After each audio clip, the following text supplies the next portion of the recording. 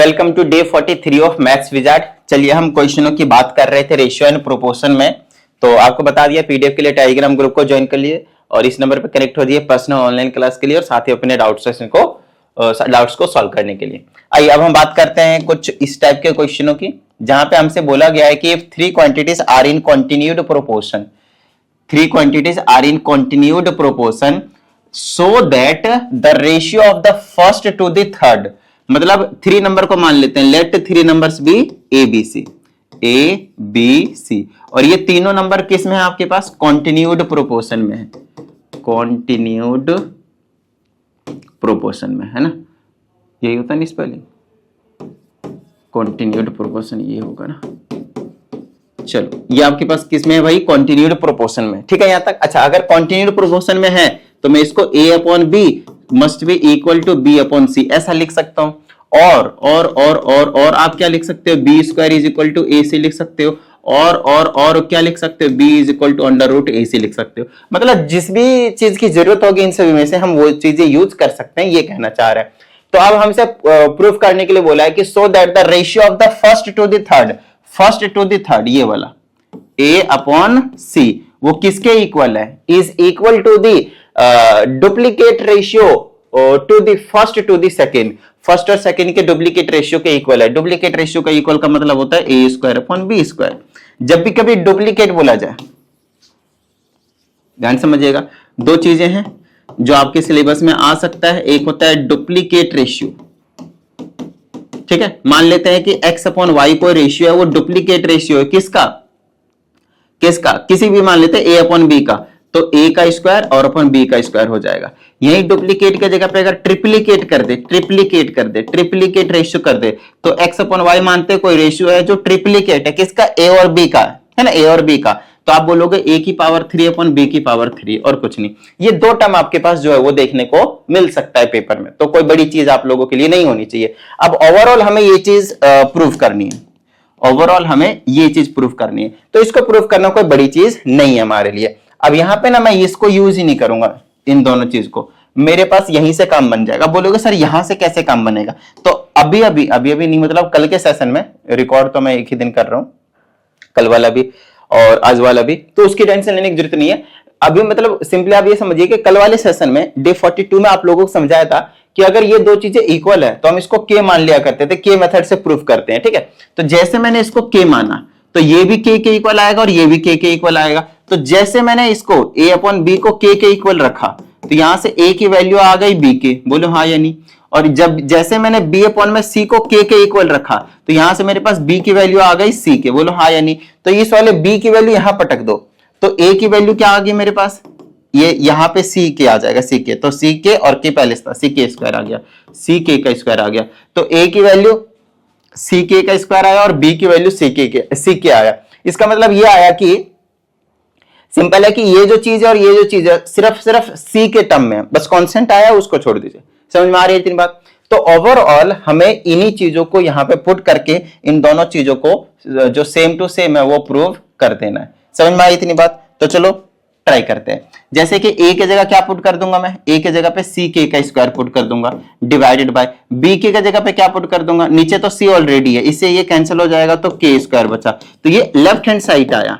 अब right hand side भी checkout कर लेते हैं कि सेम आता है या नहीं आता है। अब जैसे कि a के जगह है, a के जगह क्या पुट करूंगा मैं? c k का स्क्वायर और उसका भी स्क्वायर है तो स्क्वायर कर दूंगा डिवाइडेड बाय b के जगह क्या पुट कर दूंगा? b के जगह पे c के पुट कर दूंगा और उसका स्क्वायर है तो स्क्वायर कर दूंगा। अच्छा, स्क्वायर कर दूंगा तो आ जाएगा c का स्क्वायर और k की पावर 4 हो जाएगी डिवाइडेड बाय इसका स्क्वायर करेंगे तो c का स्क्वायर और k की पावर 2 हो जाएगी। फिर c स्क्वायर से c स्क्वायर कैंसिल हो जाएगा, k स्क्वायर से k स्क्वायर कट जाएगा तो बचेगा क्या? k square. तो देखो लेफ्ट हैंड साइड में भी k स्क्वायर आया था और राइट हैंड साइड में भी क्या आया था आपके पास? k स्क्वायर आया था। बताओ ये डुप्लीकेट और ट्रिप्लीकेट का जो कॉन्सेप्ट है वो आप लोगों को समझ में आया?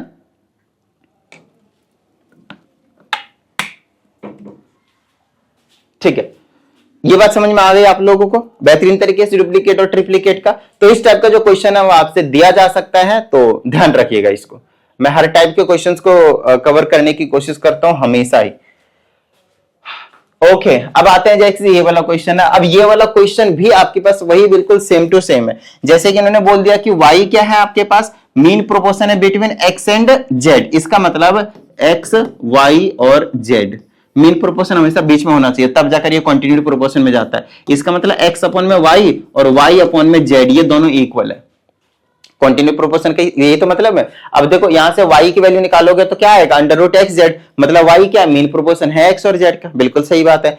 मीन प्रोपोर्शन दिया है, इसका मतलब वो कॉन्टिन्यूड प्रोपोर्शन में दिया है। अब आप इसको क्या करेंगे, इक्वल टू k ले लेंगे, तो यहां से x अपॉन में y को k के इक्वल रखेंगे और y अपॉन में z को भी k के इक्वल रखेंगे। यहां से x की वैल्यू निकालेंगे तो y क्या आएगा, और यहां से y की वैल्यू निकालेंगे तो z क्या आएगा। इस y की वैल्यू यहां पे सब्स्टिट्यूट करेंगे तो x के जगह पे zk का स्क्वायर आ जाएगा। क्या आ जाएगा, zk का स्क्वायर आ जाएगा और y की वैल्यू zk रहेगी। ये चीज आप लोगों को समझना ही पड़ेगा अच्छे से, x की और y की वैल्यू एक ही टर्म में हम किस तरीके से निकाल रहे हैं। क्लियर है इतनी बात। बस अब हमें इन वैल्यूज को सब्स्टिट्यूट करना होता है LHS और RHS में, बाकी आपके पास अपने आप प्रूफ होके आ जाता है। जैसे कि LHS को कुछ इस तरीके से रखा गया और RHS में y की पावर 4 है, हो जाएगा प्रूफ। तो सबसे पहले हम LHS उठाते हैं, तो LHS में x स्क्वायर है, x स्क्वायर की जगह पुट कर दो, x की वैल्यू पुट करो zk का स्क्वायर, तो हो जाएगा zk का स्क्वायर और इसका स्क्वायर है, फिर बीच में माइनस y स्क्वायर, y की जगह मतलब zk का स्क्वायर है, ठीक है, फिर प्लस में z स्क्वायर है, तो z की जगह तो कोई वैल्यू है नहीं, तो ऐसे ही हम इसको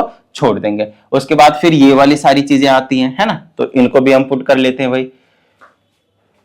-2 अलग करके क्यों दे रखा है, नहीं पावर में -2 है, फाइन फाइन फाइन फाइन। देखो ध्यान से समझना, ये ना x की पावर में -2 है, माइनस फिर y की पावर माइनस फिर y की पावर में -2 है, फिर प्लस z की पावर में -2 है। यहाँ पे प्लस तो नहीं है ना भाई, नहीं है, माइनस है, उसी के हिसाब से लिखा गया है, ठीक है ना, इस तरह से आपके पास देखा गया।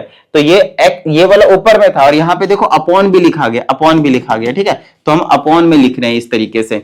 अब x की पावर -2 तो zk का स्क्वायर और उसकी पावर -2 पुट करा है, ठीक है, फिर बीच में माइनस, y के जगह पे zk है, फिर उसकी पावर में आपके पास -2 है, फिर प्लस में z की पावर -2 है। अब इसको हम जब अगर सॉल्व करते हैं तो y की पावर 4 आएगा, ऐसा हमें प्रूव करना है, और जो आता है उसे आप पहले सॉल्व करें, उसके बाद बताता हूं कैसे सॉल्व होता है, ठीक है।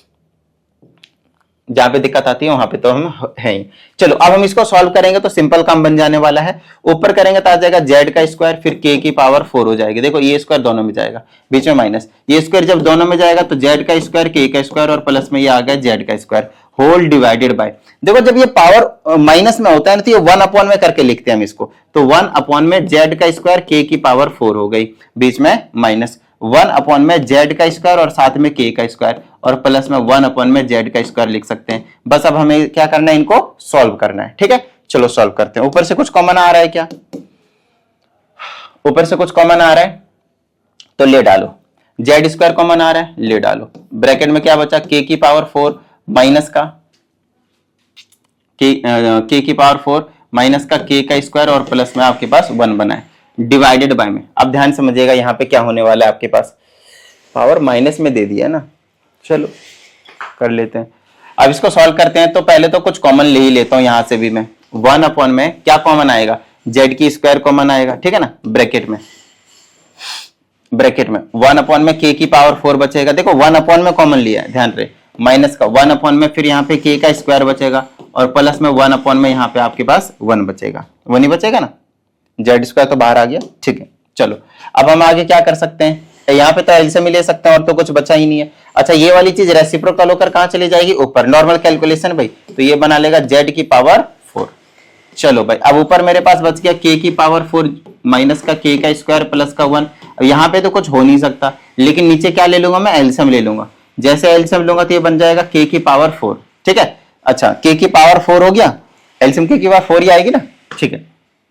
ये गायब हुआ तो यहाँ पे 1 बचा, फिर बीच में माइनस, इससे गायब हो जाएगा तो ये बन जाएगा k का स्क्वायर बनेगा और ये प्लस में आपके पास k की पावर 4 बनेगा। क्या इतनी सी बात समझ में आई आप लोगों को, डन है, ठीक है। चलो अब अगर हम नोटिस करें थोड़ा सा भी तो ये रेसिप्रोकल होकर ऊपर चला जाएगा, तो ये बन जाएगा z की पावर 4 और k की पावर 4। और आप नोटिस करेंगे कि जो मेरे पास बचा है, ये वाला ऊपर बचा और ये वाला नीचे बचा, ये दोनों सेम टू सेम है, आप चेकआउट कर सकते हैं। तो ये आपस में क्या हो जाएंगे, कैंसिल आउट हो जाएंगे, और जैसे ही ये कैंसिल आउट हुआ मेरे पास ये आंसर बच गया, z की पावर 4 एंड k की पावर 4। ये तो LHS हुआ। अब RHS को हमें प्रूव करना था ना कि y की पावर क्या है, मेरे पास 4 था, तो y की जगह पे क्या था आपके पास, zk तो था, तो जेड के की पावर 4 करेंगे तो आंसर आएगा जेड की पावर 4 और के की पावर 4। तो हो गया ना प्रूफ, एलएचएस और आरएचएस हो गया ना इक्वल। बस यही करना था आप लोगों को। क्या इतनी सी बात समझ में आई? समझ रहे हो?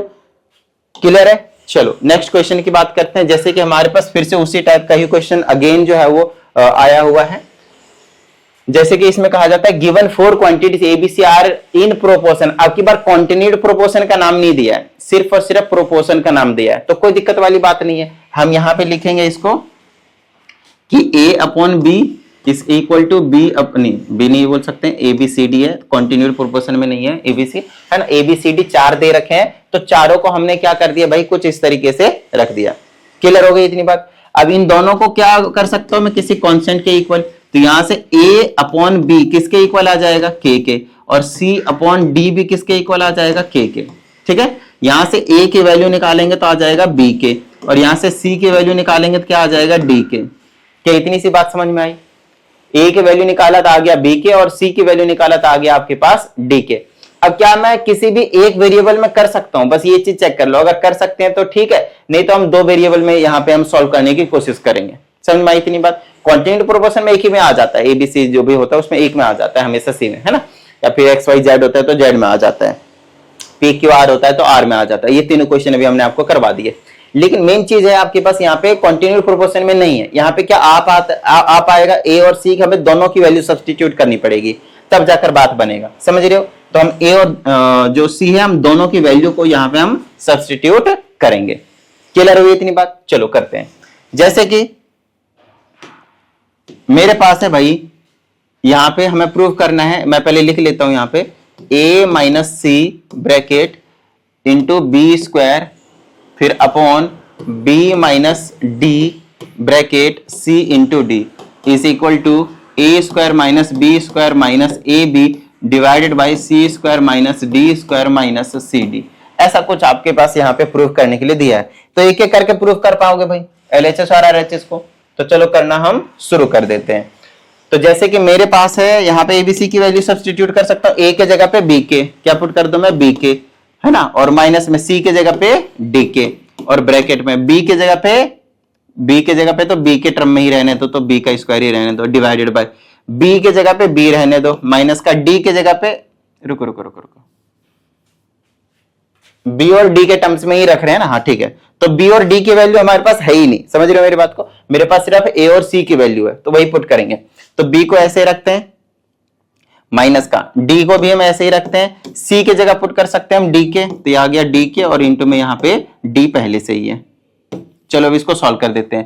तो ये डी स्क्वायर बन गया, डी स्क्वायर इंटू के हो गया, बेसिकली डी स्क्वायर इंटू के हो गया। ठीक है, अच्छा यहां से आप के कॉमन ले सकते हैं, तो के कॉमन लिया तो बन गया बी माइनस का डी, फिर ब्रैकेट में बी स्क्वायर डिवाइडेड बाय में बन गया बी माइनस का डी, और साथ में डी स्क्वायर इंटू में के बन गया। अब इस ब्रैकेट से इस ब्रैकेट को कैंसिल, इससे ये कैंसिल हो गया, तो मेरे पास बच गया B square upon D square. क्या बच गया मेरे पास, B square upon D square, ऊपर बी बचा नीचे डी, ऊपर बी स्क्वायर बचा नीचे डी स्क्वायर बचा। ये हुआ हमारे पास लेफ्ट हैंड साइड। ये क्या हुआ हमारे पास, एलएचएस। अभी हमें आरएचएस निकालना और यही चीज आनी चाहिए, तब जाकर प्रूव हो जाएगा। क्लियर हुई इतनी बात? ठीक है, इसको इधर लिख देता हूं मैं, B square upon D square, यहां पे रखो इसको। अब हमें थोड़ा सा आरएचएस को भी सॉल्व करना है। चलो भाई आरएचएस को सॉल्व कर देते हैं। अरे भाई ये रहा हमारे पास आरएचएस। ए के जगह पुट कर देंगे बी के, और स्क्वायर है तो बी स्क्वायर के स्क्वायर हो जाएगा, माइनस बी के जगह हमें कुछ नहीं पता, फिर ए के जगह पुट कर देंगे बी के, माइनस का बी के, और इंटू में बी के जगह बी रहने देंगे, डिवाइडेड बाय, इसको तो पहले गायब करो भाई। ठीक है, चलो अब क्या करें भाई, अब क्या करें, नीचे सी के जगह पुट कर देंगे डी के, और स्क्वायर है तो स्क्वायर कर देंगे दोनों में, माइनस का डी के ऐसे ही छोड़ देंगे, इंटू में सी के जगह पुट कर देंगे डी के, और इंटू में डी पहले से ही है। कुछ कॉमन आ रहा है, बी स्क्वायर कॉमन आ रहा है, कॉमन ले लो। ब्रैकेट में क्या बचा, के स्क्वायर माइनस का 1 और माइनस का के, समझ रहे मेरी बात को? डिवाइडेड में नीचे से कॉमन ले लो डी स्क्वायर, तो क्या बचेगा, के स्क्वायर माइनस का 1 माइनस का के, इससे ये कैंसिल हो गया, बचा क्या मेरे पास, B square upon D square, hence proved. बता दो अगर इस टाइप के किसी भी तरह के क्वेश्चन में अगर आप लोगों को कोई भी प्रॉब्लम है तो यहां तक बता दो भाई। आई डोंट थिंक कि आप लोगों को कोई प्रॉब्लम होगी, राइट? तो हमारे पास है एक क्वेश्चन, ये बहुत इंपॉर्टेंट क्वेश्चन है, ये दूसरा क्वेश्चन भी आपके पास इंपॉर्टेंट है, नॉर्मल है, और ये वाले इतना तो हमें ये वाला ये फिर से के मेथड। तो ये 3 क्वेश्चंस को हम डिस्कस कर लेंगे नेक्स्ट सेशन में। आज के लिए इतना ही, मिलते हैं कल के, प्रैक्टिस करते रहिएगा। जय हिंद।